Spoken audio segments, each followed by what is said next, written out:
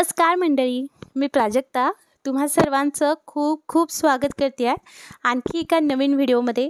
हा व्हिडिओ खरं तर सगळ्यात जास्त महिला वर्गांसाठी मी बनवला आहे, त्यामुळे चला आजच्या व्हिडिओला सुरुवात करूया।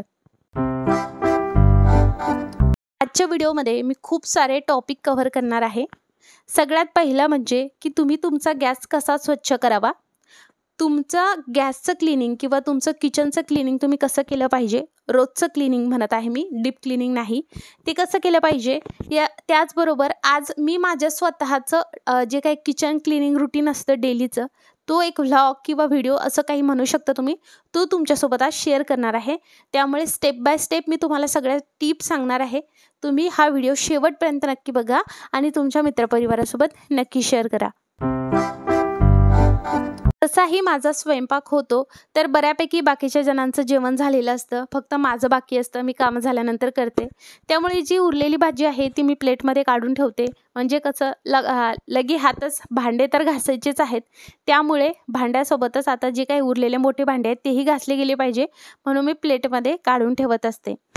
राहिला प्रश्न दुसऱ्या टिपचा, तर मी जो काही कपडा आहे तो ओला करून घेत नाही, आधी पूर्ण कोरडं जे काही कचरा आहे तो काढून घेते, नंतर रेग्युलेटर बंद करते आणि बकेटमध्ये साधारणतः बघायला गेलं तर मी गरम पाण्याचाच वापर करते, पण आज मी घेतलेलं नाही आहे, कारण आज आपण लिंबाचा वापर करत आहोत। कधी मी लिंबू वापरते, कधी वापरत नाही, पण माझ्याकडे ना खूप लिंब होते आणि ते सडायला लागले होते, म्हणून मी म्हटलं की आता आपण लिंबाचा वापर करूयात। सो मी पाणी घेतलं, गरम पाण्याचा वापर करा, कोमटसर पाणी घेतलं तरी चालेल। साधारणतः 2 लिंब घेतलेत आणि 2 लिंबाचा रस मी यामध्ये टाकत आहे। लिंबाचा रस आवर्जून टाका, लिंबाचा रस नसेल तर व्हिनेगर घ्या, पण मला व्हिनेगरचा स्मेल एवढा आवडत नाही, त्यामुळे मी इकडे लिंबाचा रस घेतला आहे। डिशवॉश लिक्विड घ्यायचं आहे, डिशवॉश लिक्विड नसेल तर लिक्विड डिटर्जंटचा वापर करा किंवा मग वॉशिंग पावडर घेतलं तरी चालेल। अशा पद्धतीने डेली तुम्ही तुमचं एक सोल्युशन बनवू शकता, खूप छान पद्धतीने स्वच्छता होते, गॅसची स्वच्छता होते, गॅस ओट्याची स्वच्छता होते, गॅसच्या मागे ज्या टाईल्स असतात त्याची स्वच्छता होते, पण त्याचबरोबर हा जो काही गॅस पुसण्यासाठी किंवा गॅस ओट्या पुसण्यासाठी आपण कपड्याचा वापर करतो, यामधनं बिलकुल कुंबट वगैरे वास किंवा एक वेगळाच असा मसाल्याचा वगैरे वास येत नाही, कारण आपण याने सगळं काही पुसत असतो। सो याला वेगवेगळे वास लागलेले असतात आणि वेगळाच त्याचा असा वास येतो सडल्यासारखं नंतर, सो तो येत नाही का, कारण आपण यामध्ये लिंबाचा वापर केला आहे। लिंबाच्या वापराने सगळं काही स्वच्छ होणारच आहे, पण त्यासोबत हा जो काही कपडा आहे तो सुद्धा खूप स्वच्छ होतो।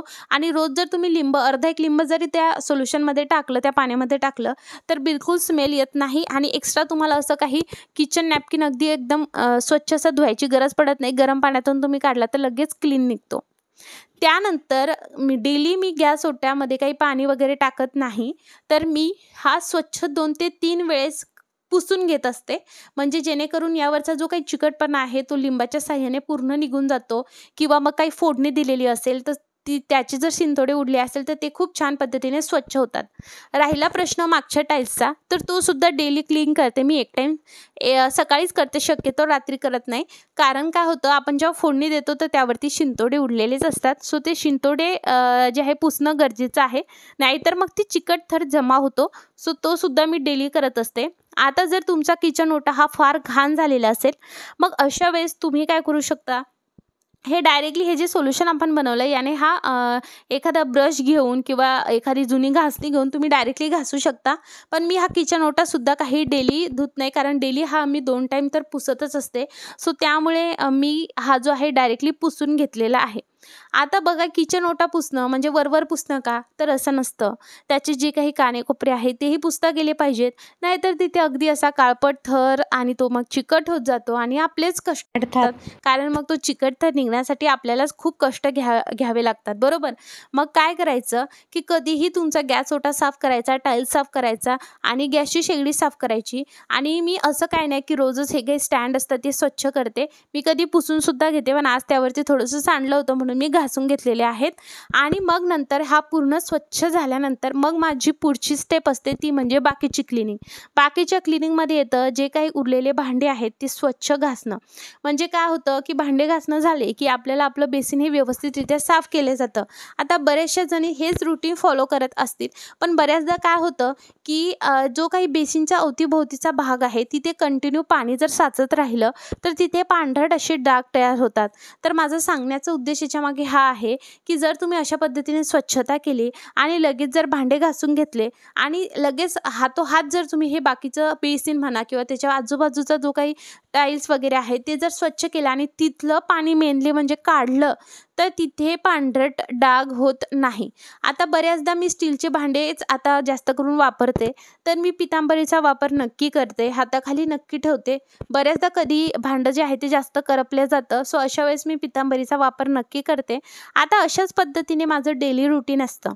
आता बेसिन क्लीन करण्यासाठी मी वेगवेगळे तुमच्यासोबत हॅक्स शेअर केले, त्यामुळे आज मी असं वेगळं काही असं शेअर करणार नाही आहे. बस एवढंच तुम्हाला सांगणार आहे की हे रोज तुमचा हात जो आहे तो बेसिनला म्हणजे घासलंच गेलं पाहिजे. असं नाही की फक्त पाण्यानेच धुवून घ्यायचं, रोज घासलंच गेलं पाहिजे. त्याच्या अवतीभोवती ज्या काही फरशा आहेत ते सुद्धा घासलं गेलं पाहिजे, कारण तो ओलसर असतो तो एरिया नेहमी आणि अशा वेळेस मग त्यावरती थर जमा होतो. हे असं स्वच्छ केलं तर काय होतं की या बेसिनमधून असा स्मेल येत नाही किंवा कधी ब्लॉकेज होत नाही. अशी एक जे काही जाळी आहे ती नेहमी यामध्ये ठेवली गेली पाहिजे. छोट्या छोट्या टिप्स असतात, पण त्या फॉलो केल्या तर आपलं घरच खरंच स्वच्छ राहतं. मेनली म्हणजे मला एवढंच तुम्हाला सांगायचं आहे. राहिला प्रश्न बेसिनचे काही टॅप आहेत वगैरे, तर ह्या गोष्टी मी हप्त्यामधनं एकदा नक्की क्लीन करत असते. आणि टाईल्सच्या गोष्टी झाल्या तर टाईल्स या रोज स्वच्छ होतात. त्याचबरोबर बाकीच्या मला जसा वेळ असेल त्यानुसार मी स्वच्छता नेहमीही करत जात असते. तुमचं कसं रुटीन असतं मला कमेंटमध्ये नक्की सांगा. तुमचंही असंच रुटीन असतं का तेही नक्की मला सांगू शकता. तुम्ही एक बेसिनमध्ये डांबर गोळीसुद्धा ठेवू शकता, पण माझ्या घरी लहान बाळ आहे त्यामुळे मी बिलकुल रिस्क घेत नाही डांबर गोळ्या वगैरे ठेवण्याची. त्यानंतर सगळं स्वच्छ झाल्यानंतर वायपरचा वापर नक्की चांगल्या पद्धतीने करायचा. स्पेशली या बेसिनजवळ हे जे पाणी असतं ना, तिथलं पाणी नक्की गेलं पाहिजे. वाटलंच तर तिथून कपड्याने पुसून घ्यायचं. तो एरिया जेवढा तुम्ही कोरडा ठेवणार तेवढं तिथे पांढरे डाग होणार नाहीत. आता असं नाही की वायपरचं काम झालं तर लगेच ठेवायचं, ते सुद्धा स्वच्छ ठेवायचं आणि झाल्यानंतर नक्कीच हँडवॉश नक्की करायचा. सो अशा पद्धतीने माझं असतं. आणि हे झाल्यानंतर मग मी किचनचा जो आहे ते झाडून घेते. नंतर मग पुसून घेते आणि नंतर अशा पद्धतीने बाकीच्या रूम्स त्यासोबतच सगळं झाडून पुसून आणि मग नंतर अंघोळ. अशा पद्धतीने माझं सकाळचं किचनचं क्लिनिंग रुटीन असतं. अगदी गॅस ओटा म्हणाल किंवा गॅस म्हणाल खूप स्वच्छ निघतो. तुम्ही बघू शकता खूप छान स्वच्छ निघतो. बर्नर क्लिनिंग मी साधारणतः जास्त करत नाही. त्याचे होल जर ओपन आहेत तर मी जास्तही बर्नर क्लिनिंग करत नाही.